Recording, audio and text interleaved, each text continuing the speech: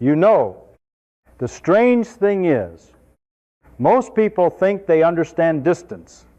And I mean really understand it. If I ask you how far it is from your home to somewhere you visit often, you don't hesitate. You give me a number. Maybe in kilometers, maybe in minutes. And more importantly, you feel what that distance means. You can picture it. You can almost walk it in your head. Now I want you to stay with me, because I'm going to stretch that feeling slowly at first. Let's say we go bigger, a few hundred kilometers, 1,000, maybe the distance across the country. Still fine, right? It's long, but not unimaginable. You translate it into time, hours, maybe a day of travel. Your brain is still in control. It's still mapping numbers into experience. But here's the trick. Your brain is cheating. It's not actually understanding the number. It's replacing it with something familiar: time, effort, of motion. That's what gives you the illusion that you understand it. Now let's push it a little further. The Earth itself is about 0.000 kilometers around. That's already far beyond anything you've ever physically experienced. But your mind still holds on. You think of planes, of circumnavigation, of journeys. You still have a hook. Now I take that hook away. The distance from the Earth to the Moon is about 384. No, kilometers. I want you to stop for a second and really look at that number, not just read it. 384,000 kilometers. What does that actually mean to you? Not the number, the meaning, because this is the moment where something subtle happens. You don't picture roads anymore. You don't imagine travel in any real sense. The number becomes flat. It sits in your mind, but it doesn't connect to anything you've lived. And this is the important part. This is where your intuition quietly breaks. And most people don't even notice. You see, your brain wasn't designed to understand big numbers. It was designed to understand useful ones. Distances you could walk, run, or maybe ride across. That's the scale evolution cared about. Beyond that, your intuition doesn't stretch. It collapses. Now, let's go one step further.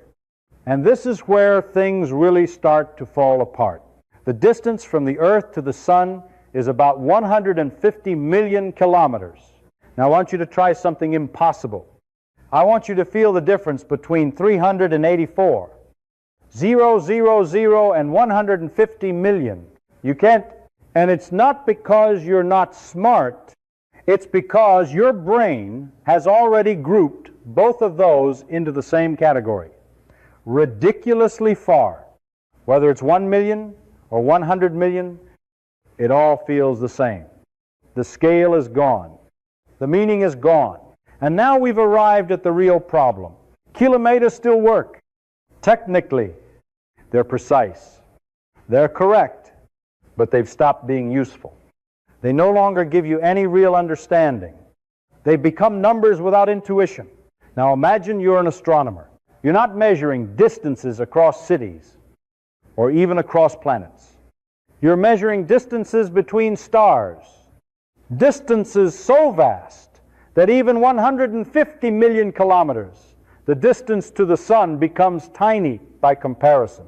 So you try to describe those distances in kilometers, and suddenly you're dealing with numbers like trillions, tens of trillions. Numbers with so many zeros that even saying them out loud starts to feel absurd. At that point, something interesting happens. The number doesn't just fail to help you, it actively gets in the way. It gives you the illusion that you're describing something clearly, when in reality, you understand less and less. So here's the question I want you to think about. If the unit you're using no longer helps you understand the thing you're measuring, is it really the right unit? And this is exactly the moment right here where physics does something very clever. Instead of forcing kilometers to describe a universe they were never meant for, Scientists step back and ask a different question. Not how big is the number, but what kind of measurement actually makes sense at this scale? And to answer that, they turn to something far more fundamental than roads, or cities, or even planets. They turn to light. Because unlike your intuition, unlike your everyday experience, light doesn't care about human scale. It moves through the universe the same way everywhere, every time, at a constant speed that nothing else can exceed.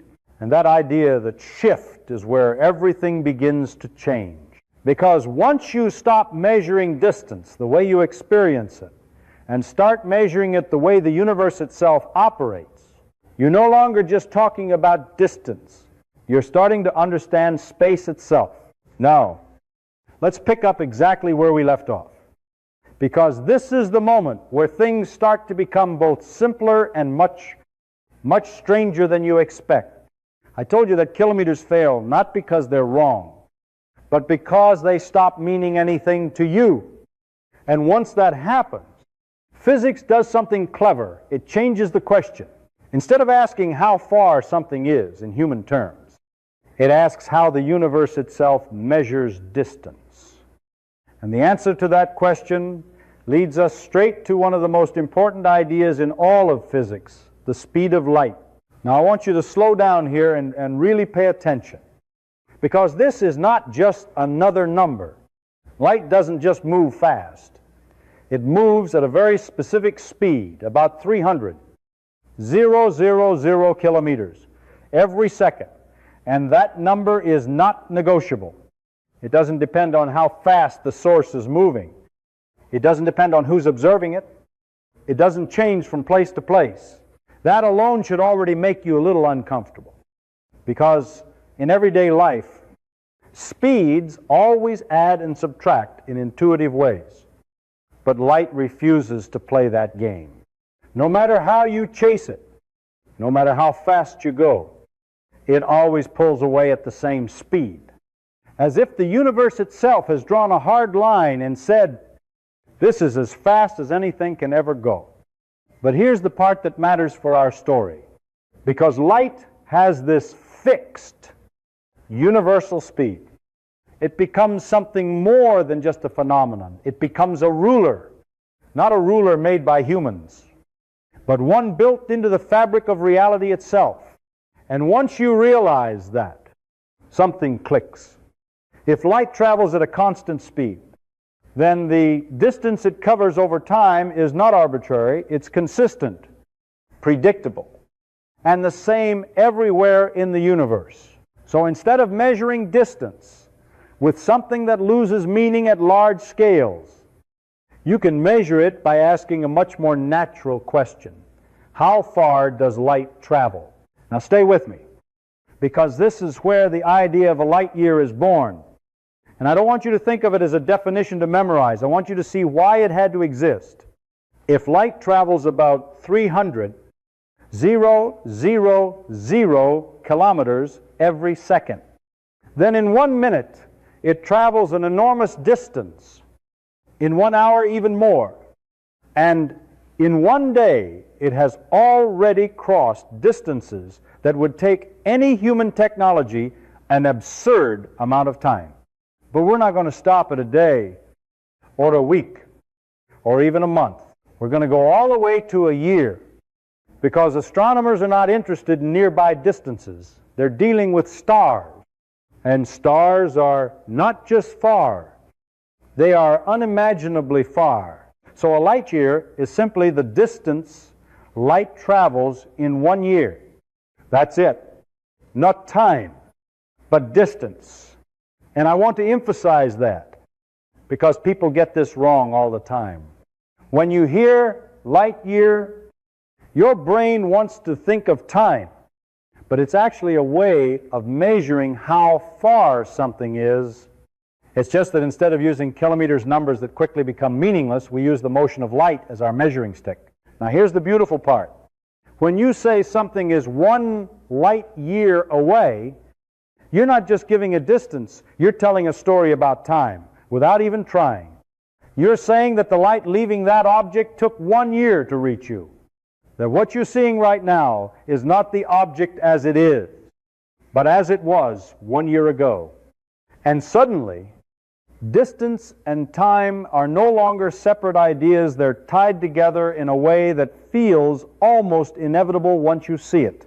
Let me make this a little more concrete, because I don't want this to stay abstract in your mind. Light from the sun takes about 8 minutes to reach Earth. That means when you look at the sun, you are not seeing it as it is in this instant. You're seeing it as it was 8 minutes ago. If the sun were to somehow disappear, you wouldn't know it immediately. You would continue living your life for 8 more minutes before the darkness arrived. That delay is not a flaw in your perception. It's a fundamental feature of how the universe works. And this idea, this simple realization, is what turns the light year from a convenient unit into something much deeper. It's not just about measuring how far things are, it's about understanding that information itself takes time to travel. The universe does not update instantly. There is no real-time view of distant objects. Everything you see is, in some sense, a message from the past. So when astronomers adopted the light year, they weren't just choosing a better unit. They were acknowledging a deeper truth, that space and time are intertwined, and that light is the thread connecting them. And once you start to think in those terms, something shifts. You stop asking, how many kilometers away is it?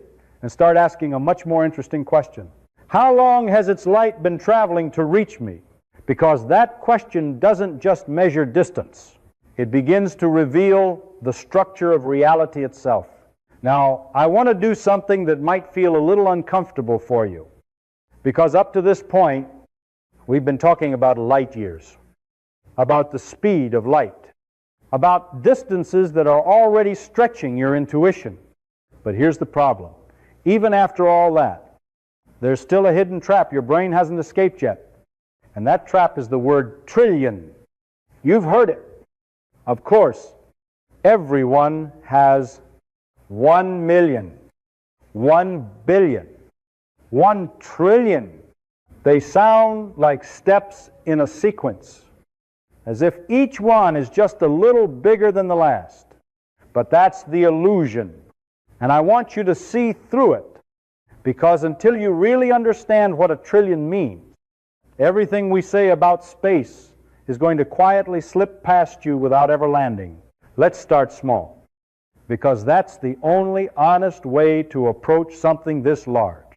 Imagine counting, not quickly, not skipping just one number per second. 1, 2, 3, you keep going. Steady, patient, no breaks, no sleep. Just counting. Now here's my question for you. How long would it take to reach 1 million? It sounds big, but it's not impossible. About 11 and a half days. That's it. You could actually imagine doing it. Maybe not enjoy it, but you could picture the effort, the time, the persistence. Now we go to 1 billion. Same process. 1 number per second. No stopping. How long? About 31 years. Now stop right there, because this is where something important happens. Your brain already wants to blur this difference. 11 days versus 31 years. Those are not just different, they belong to completely different worlds. And yet, when you hear million and billion, they often feel like they're in the same category, just very big numbers. That's your intuition failing again. Now we take the final step. 1 trillion, same rules. 1 number per second, no skipping, no sleep, no pose. How long would it take? About 31,000 years. I want you to sit with that for a moment. 31,000 years. That's longer than recorded human civilization. When the first numbers are being counted, agriculture hasn't even fully spread yet. Entire empires rise and fall. languages appear and disappear, and you are still counting. And now I want you to notice something very important. A trillion is not just a bigger billion. It is an entirely different scale of reality. The jump from million to billion is enormous. But the jump from billion to trillion is so vast that your intuition has no way to keep up. It simply gives up and labels everything as huge, losing all sense of proportion. And this right here is why space is so hard to understand.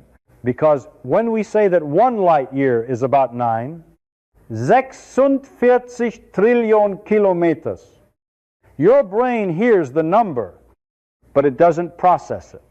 It just files it away under extremely large and moves on. But that number is not just large, it's incomprehensibly large in a very specific, structured way. So let's try another angle. Because sometimes numbers alone aren't enough.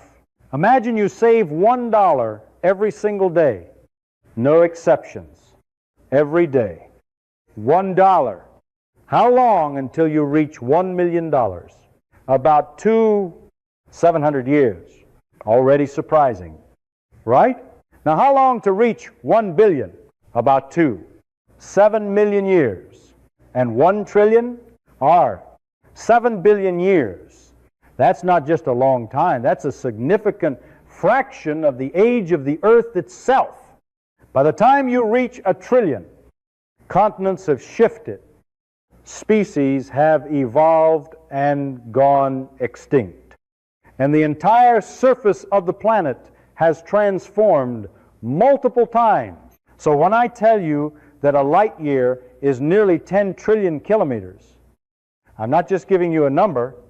I'm telling you that even the distance light travels in a single year is already operating on a scale so vast that human intuition simply cannot track it. And now you begin to see the deeper problem.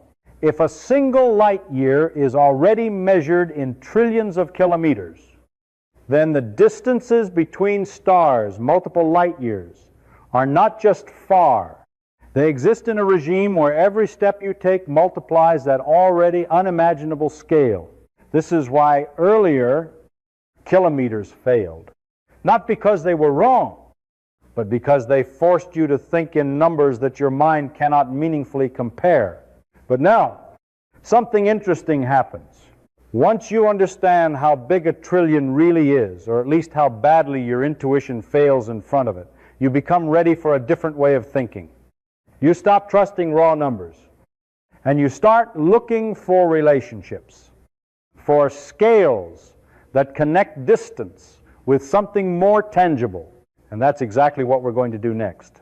Because instead of throwing bigger and bigger numbers at you, we're going to build distance step by step, starting from something you can almost grasp and climbing carefully until we reach the stars. Now, I want to slow this down and make it smoother for you. Because the danger here is not that the idea is complicated, it's that it slips past too quickly without ever really landing. We've been talking about light years, about distances so large they already strain your intuition. But there's still a deeper problem hiding underneath all of that. And it comes down to a single word that you think you understand: trillion. You've heard it your whole life: million, billion, trillion, as if they're just steps on a ladder, each one a little higher than the last. But that's the illusion. And if you don't break that illusion, everything that follows will feel impressive without ever being meaningful. So instead of jumping straight into space again, I want to bring you into something much more grounded: counting. Imagine you start counting numbers. 1 per second. No shortcuts, no speeding up. Just a steady rhythm. 1, 2, 3, and you keep going. Second after second. Minute after minute. Hour after hour. Now, reaching 1 million might sound like a lot, but it's actually something your mind can still grasp. It would take about 11.5 days. And while that's tedious, you can still picture it. You can imagine the effort, the passage of time, the slow accumulation of numbers, But now we stretch that same process to 1 billion, and something shifts in a way your intuition doesn't immediately catch. 1 billion seconds is not a few months or even a few years. It's about 31 years, which means by the time you finish counting, your entire life could have changed. People you know could grow old. Your circumstances could transform completely. And yet all you've done is move from 1 million to 1 billion. A jump that your brain casually treats as just bigger, when in reality, it's a leap across an entirely different scale of existence. And now we take the final step, the one that really matters, because this is where your intuition completely gives up. 1 trillion. Same rules, same counting, 1 number per second, no stopping. How long would it take? About 31,000 years. Not a long time, an ancient time. Long enough to stretch back before written history. Before cities, before civilization as you know it, entire cultures would rise and disappear while you're still somewhere in the middle of your count. And by the time you reach the end, the world itself would no longer resemble the one you started in. Now I want you to notice something, because this is the key point. Your brain does not naturally feel the difference between 11 days, 31 years, and 31,000 years when they're presented as million, billion, trillion. It compresses them into the same vague category of very large. And in doing so, it erases the structure that actually matters. That's not a failure of intelligence, it's a limitation of intuition. And it becomes a serious problem the moment we try to understand the universe. Because when I tell you that 1 light year is about 46 trillion kilometers, your brain hears the number, but it doesn't process it in any meaningful way. It doesn't compare it properly. It doesn't scale it correctly. It just files it away as extremely far and moves on. And that means you're not actually understanding what's being said, you're just accepting it. So let's approach it from another angle, something that unfolds more gradually. Imagine you save $1 every single day. No exceptions, just $1, day after day. To reach $1 million, it would take about 700 years. Already, far beyond a human lifetime.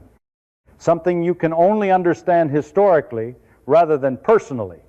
But when you move to 1 billion, that same process stretches to about 7 million years.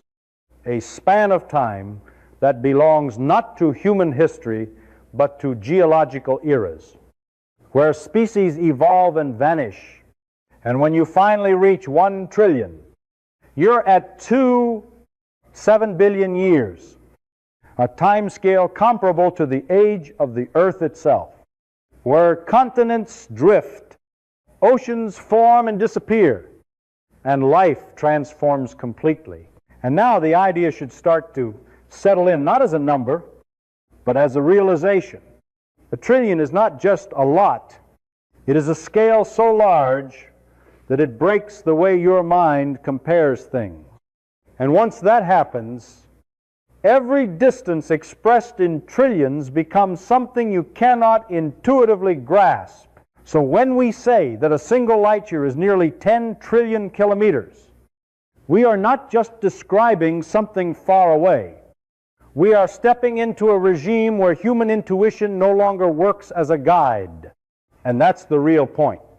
The universe is not just bigger than you expected. It is structured in a way that forces you to abandon your everyday sense of scale and replace it with something more careful, more deliberate. And once you accept that, once you truly see how badly your intuition fails in front of something like a trillion, you're finally ready for the next step. Because instead of throwing even larger numbers at you, we're going to build understanding in a different way, climbing distance piece by piece, from something almost graspable all the way out to the stars, without ever letting your intuition completely fall apart again.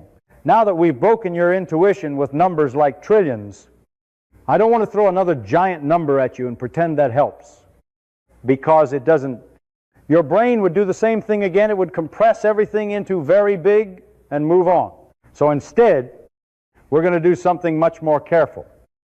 Almost like building a staircase, where every step still connects to something you can feel, something you can follow, so that as we climb higher, you don't lose your grip on what's happening.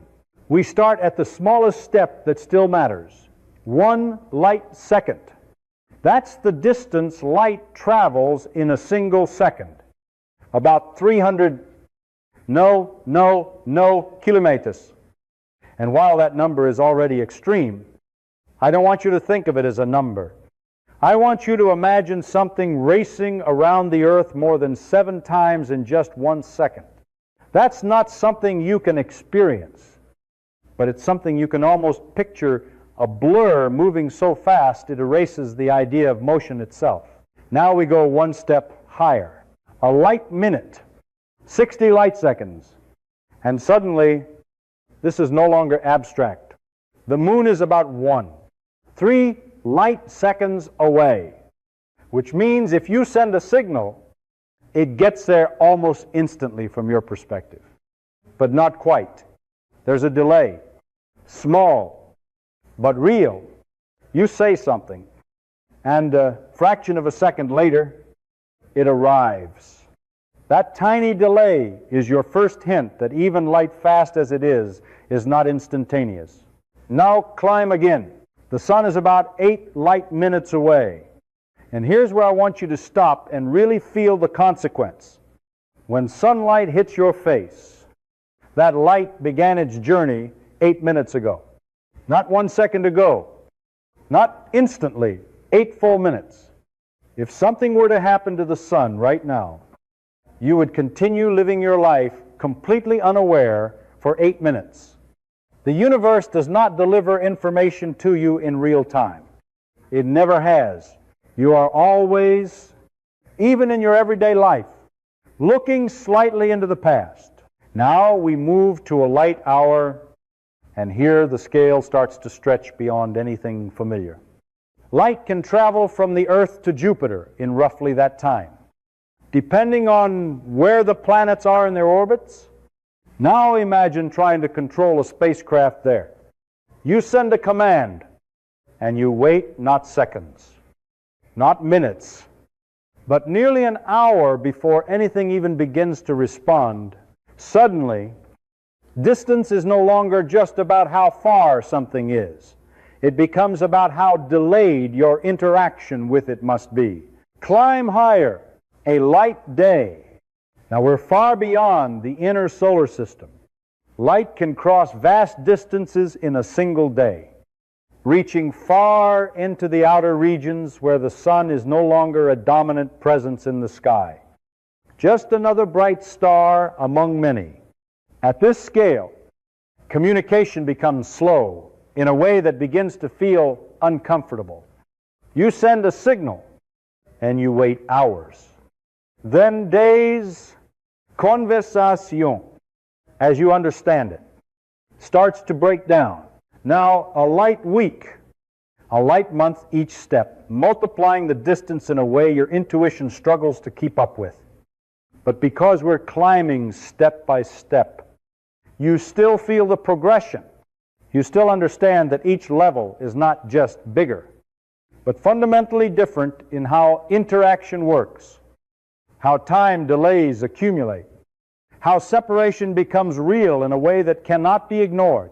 And then, and finally, we reach the step we've been building toward. 1 light year, not as a number, not as trillions of kilometers, but as the result of this entire climb. A light year is simply how far light travels in a year. But now that you've walked up this ladder, it's no longer an abstract definition. It's the accumulation of every step you've just taken, seconds turning into minutes. minutes into hours, hours into days, stretching all the way into a full year of uninterrupted motion at the fastest speed the universe allows. And now I want you to notice what's changed. We didn't jump to a huge number. We built it. And because of that, you can still feel it. You understand that a light year is not just very far, but that it represents an entire year of travel for something that never slows down, never stops, and never takes a detour. And here's the final piece, the one that matters most. Every step we climbed also carried time with it.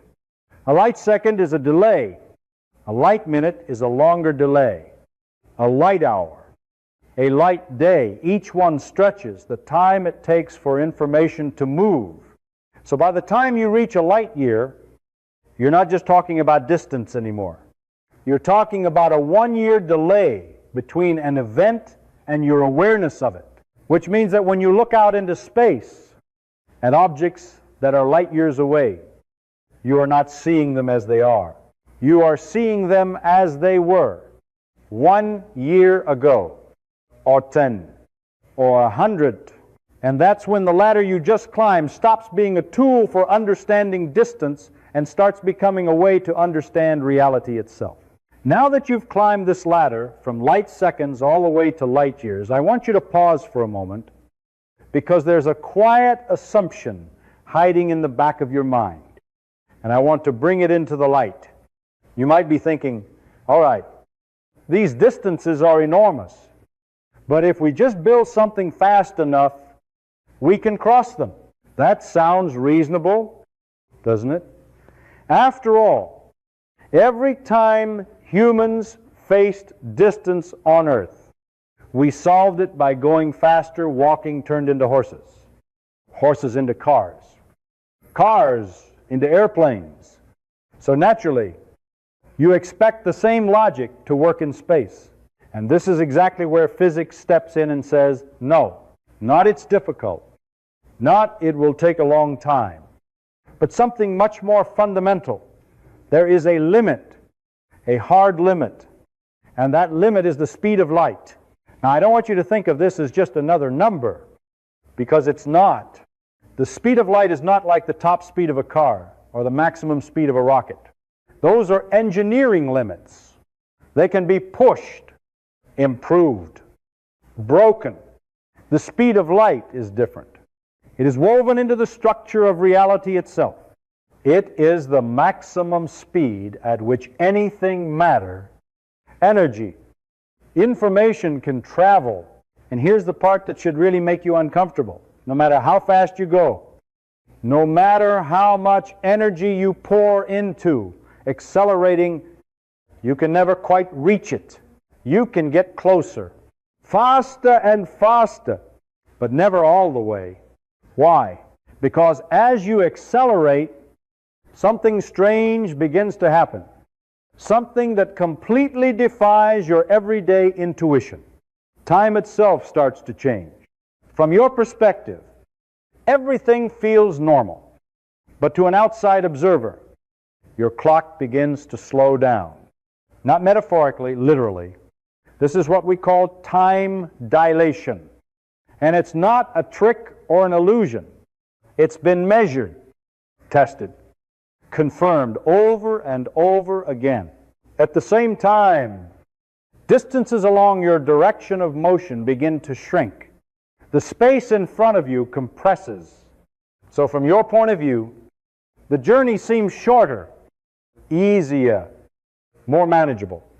But from the outside, from someone watching you, the distance remains the same, and your progress is limited by the speed of light. Now here's where it all comes together, and I want you to follow this carefully. As your speed increases, the energy required to keep accelerating does not grow steadily. It explodes. It grows so rapidly that as you approach the speed of light, the required energy approaches infinity, not a very large number.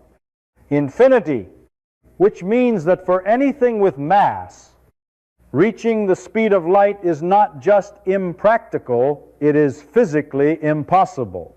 So that simple idea you started with, we'll just go faster, collapses completely. And now I want you to see what this means for everything we've been talking about. Remember that a light year is the distance light travels in 1 year. That's already the fastest possible way to cross that distance. So if a star is 4 light years away, like Proxima Centauri, then even light itself takes 4 years to get there. And since nothing can go faster than light, any journey you make must take at least that long, and in reality, much, much longer. And this is where the dream of easy interstellar travel quietly dies. Not dramatically, not with an explosion, but with a realization, even if you could build a spacecraft that travels at a significant fraction of the speed of light, something far beyond our current technology, the journey to the nearest star would still take years, decades, or more. And during that time, you are not just traveling through empty space. You are moving through a universe filled with dust, radiation, and hazards that become increasingly dangerous as your speed increases. But there's an even deeper consequence, one that is less obvious, but far more profound. Because of time dilation, the people on the spacecraft and the people on Earth will not experience the same passage of time. From the traveler's perspective, the journey might feel shorter. Years might pass on Earth while only months pass for them.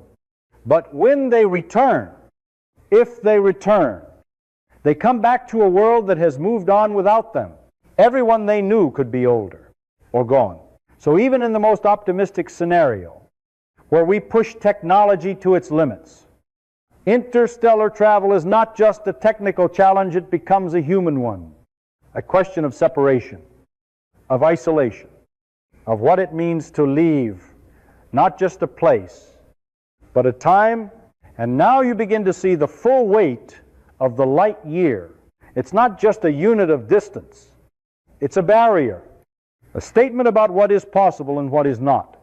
A reminder that the universe is not built to be easily crossed. So when you look up at the stars and think about traveling between them, I don't want you to imagine it as a longer version of a flight between cities. I want you to see it for what it really is. A journey constrained by the deepest laws of physics, where speed itself becomes an obstacle and where distance is inseparable from time. And once you understand that, the universe doesn't just feel big anymore. It feels fundamentally out of reach.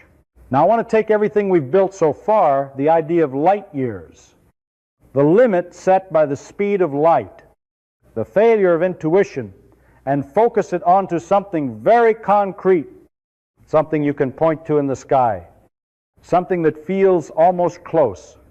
Because when people hear about interstellar travel, they often imagine distant galaxies, exotic worlds, things impossibly far away. But I don't want to start there. I want to start with the nearest possible target. I want to talk about Proxima Centauri. This is the closest star to our sun, part of the Alpha Centauri system. And when you first hear its distance, about 24 light years, you might feel a strange sense of relief. 4, just 4. Compared to the vastness we've been discussing, that sounds manageable, almost comforting, like we finally found something within reach. But I want you to be careful here, because this is where your intuition tries to trick you again. That number only feels small because you've been surrounded by much larger ones. In reality, it is anything but small. Remember what a light year really means. It's not just distance, it's how far light travels in a full year. Moving at the fastest speed anything can achieve. So when I say Proxima Centauri is 24 light years away, I am telling you that even light itself takes more than 4 years to make that journey. And since nothing can go faster than light, any spacecraft you build must take at least that long. And realistically, far longer. Let's bring this down to something more tangible. The fastest spacecraft humanity has ever built, something like Voyager 1, is moving at about 17 kilometers per second. That sounds fast until you compare it to light, which moves at 300. No, kilometers per second. Voyager is not just slower, it is slower by a factor of nearly 20. Ling, ling, ling. At that speed, reaching Proxima Centauri wouldn't take decades or centuries. It would take tens of thousands of years. Now, I want you to stop and think about that, because it changes the entire nature of the problem. This is no longer a journey in the human sense. This is not something you plan for a lifetime, or even for a civilization in its current form. This is something that would outlast languages, culture, possibly even the continuity of human society itself. So naturally, people ask, what if we go faster? And that's where things become both exciting and brutally difficult. There are real ideas, serious proposals, not science fiction, but actual engineering concepts that try to push this boundary. One of them is called breakthrough starshot. And the idea is deceptively simple. Instead of sending a massive spacecraft, you send something incredibly small, a lightweight probe, almost like a chip with a sail attached. And you use powerful lasers from Earth to push it to a significant fraction of the speed of light. In theory, such a probe could reach Proxima Centauri in about 20 years. And when you hear that, it feels like a breakthrough. Suddenly, the journey shrinks from tens of thousands of years to just a few decades. But now I want you to look closer, because the closer you look, the more the challenges multiply. First, the laser system itself would need to be unimaginably powerful and precise, capable of focusing energy across vast distances without losing alignment. Then there's the problem of the journey. At a fraction of the speed of light, even a tiny grain of interstellar dust becomes a serious threat. A collision at those speeds carries enormous energy, enough to damage or destroy the probe. Space is mostly empty. Yes, but mostly empty is not the same as completely safe. And even if the probe survives the trip, you still face another problem: communication. The signal it sends back would be incredibly weak, traveling across more than 4 light years of space. It could take years just for the data to return. And detecting that signal would require extraordinary sensitivity. And here's something else people often overlook: slowing down. It's one thing to reach another star at high speed, but how do you stop? Without a way to decelerate, your probe doesn't arrive. It flies past, capturing only a brief glimpse before disappearing into interstellar space. So what looked like a simple problem, just go there, turns into a web of interconnected challenges, each one pushing the limits of physics, engineering, and imagination. And now I want you to step back and see the bigger picture. Proxima Centauri is not far in a cosmic sense. It is our nearest neighbor. If the universe were a city, this would be the house next door. And yet, even reaching this next door star stretches us to the edge of what is physically possible, forcing us to confront limits that are not just technological, but fundamental. So when you think about traveling to the stars, I don't want you to picture a smooth journey, like crossing an ocean or flying across continents.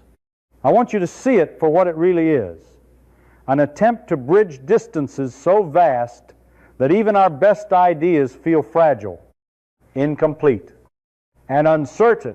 And that realization changes something, because it tells you that the stars are not just far away. They are separated from us by a problem that we have not yet solved and may not solve easily at all. Now I want you to take everything we've talked about, light taking time to travel, distances measured in light years, the impossibility of going faster than light and look up at the night sky again, because what I'm about to tell you changes what that sky really is. You might think you're looking at stars as they exist right now, shining in the present moment, but that's not what's happening at all. Every time you look at a star, you are looking into the past, and not metaphorically, not philosophically, but literally, physically, in a way that cannot be avoided. Let's start close, because that's where the idea is easiest to feel. The nearest stars beyond our sun are a few light years away, which means the light entering your eyes tonight left those stars years ago. Not seconds, not minutes, years.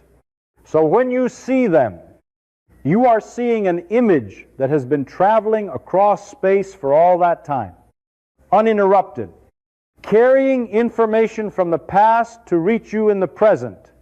And already, something subtle begins to shift. The sky is no longer a snapshot of now. It is a layered record of different moments, each star telling a story from a different time. Now let's go a little farther. Some of the brighter stars you see, like Vega or Sirius, are tens of light years away. That means you're seeing them as they were decades ago. Think about that.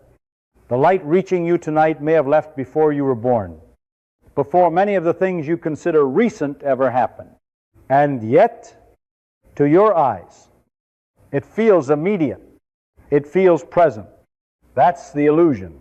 And then we go farther still. There are stars visible to the naked eye that are hundreds of light years away. When you look at them, you are seeing light that began its journey before modern technology, before electricity became widespread, before entire chapters of human history unfolded. The night sky becomes something like a time machine, not because you are traveling through time, but because the information reaching you is always delayed.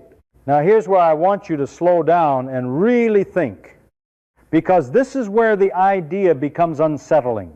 If the light you see is always from the past, then you never actually see anything as it is now.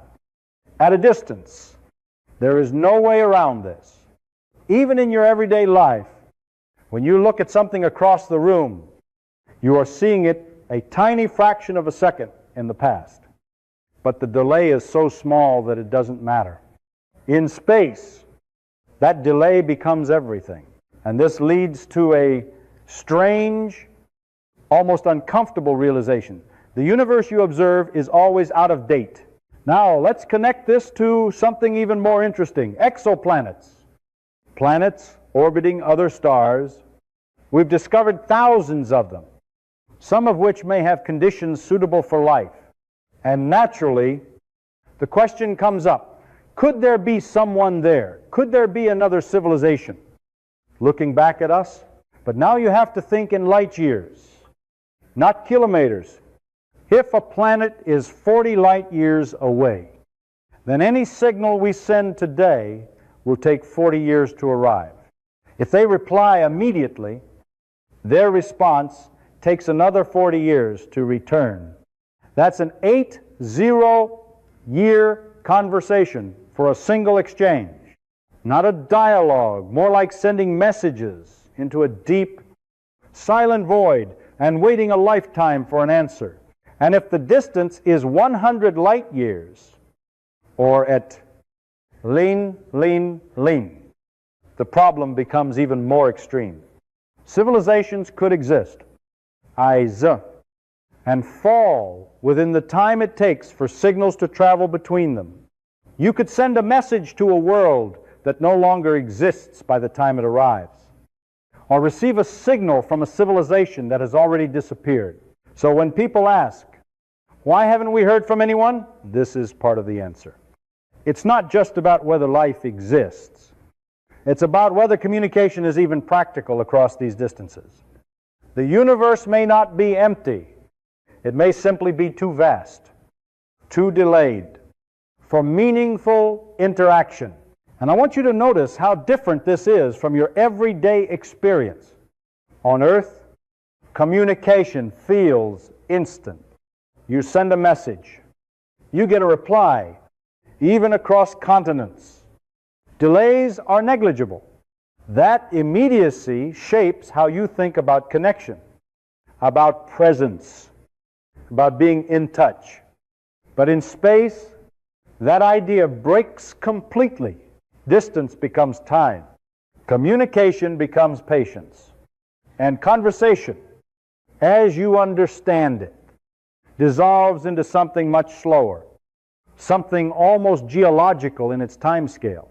And now, when you look at the stars, I don't want you to see them as distant lights scattered randomly across the sky. I want you to see them as signals, ancient signals, each one carrying information across years, decades, centuries of space and time, finally arriving at your eyes. Because once you understand that, the night sky changes. It's no longer just beautiful. It becomes a vast archive of the past. And every point of light is a message that has been traveling silently for longer than you can easily imagine, just to reach you. Now I want you to take one final step back, farther than we've gone so far, because everything we've talked about, from light seconds to nearby stars, is still only a tiny fragment of the full picture. You've been climbing carefully, step by step, holding on to your intuition as long as possible. But now we're going to reach a point where even that strategy starts to strain, because we're no longer talking about stars or even galaxies. We're talking about the observable universe itself. And I want you to focus on that word, observable, because it doesn't mean everything that exists. It means everything that light has had enough time to reach us from since the beginning of the universe. That's a very different idea, and it changes how you should think about reality. The universe is about 8 billion years old, which means, at first glance, you might think the farthest thing we can see should be 8 billion light years away. But space itself has been expanding during that time, stretching distances as light travels. So the edge of the observable universe is actually much farther, tens of billions of light years in every direction. Now pause there, because this is where things become almost impossible to visualize. And I don't want you to pretend that you can. Even after everything we've built, your intuition is still human, still limited, and that's okay. What matters is that you understand the structure of the idea. There are regions of the universe so far away that the light from them is only just reaching us now. After traveling for billions of years, when you observe those regions, you are not seeing them as they are today. You are seeing them as they were when the universe itself was young. In a very real sense, telescopes are not just looking far away. They are looking back in time, deeper and deeper into cosmic history. But here's where the story takes a turn that I want you to really sit with. Because the universe is expanding, there are regions so distant that the space between us and them is stretching faster than light can cross it. Not because anything is moving through space faster than light that would break the rules, but because space itself is growing. And when that happens, something extraordinary occurs. Light emitted from those regions will never reach us. Not now. Not ever. Which means there are parts of the universe that are permanently beyond our reach. Not just physically, but observationally. We will never see them. We will never know what they contain. Not because our instruments are too weak, but because the structure of the universe itself prevents that information from ever arriving. And now I want you to think about what that means. Everything you have ever seen, everything astronomy has ever observed, every galaxy, every star, every signal, it all lies within this observable bubble. Beyond it, there may be more of the same, or something entirely different. But for us, it is inaccessible. The universe is not just big, it is partially hidden by its own expansion. And this brings us to a deeper, more personal realization, because throughout this journey, we've been stretching your sense of scale, showing you distances that grow from kilometers to trillions of kilometers, from light seconds to light years, from nearby stars to entire galaxies. And at every step, one idea has quietly followed us. The farther you look, the farther into the past, you see? And the harder it becomes to reach, to interact, to connect.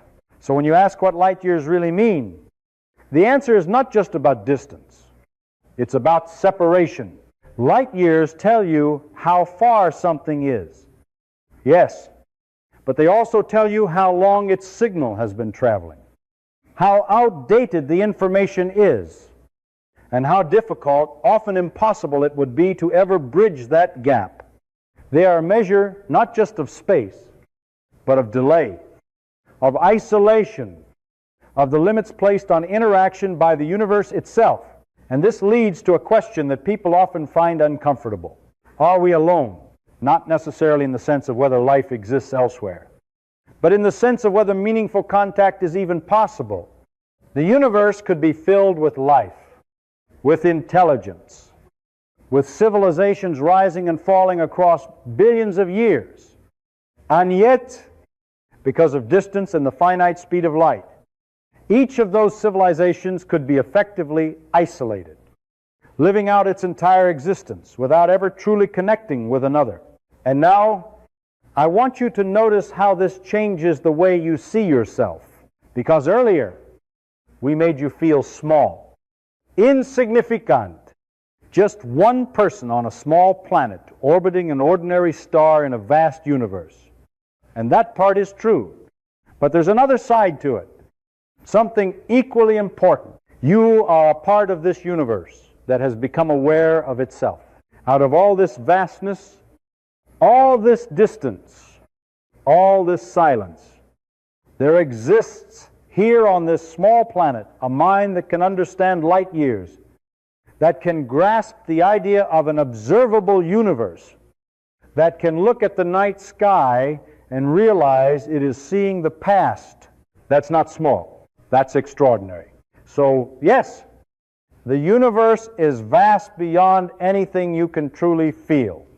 Yes, there are limits you cannot overcome, distances you may never cross, regions you will never see. But within that vastness, there is still meaning, not because the universe gives it to you, but because you are capable of finding it. And that, in the end, is what light years really reveal. Not just how far away things are, but how remarkable it is that you can understand them at all.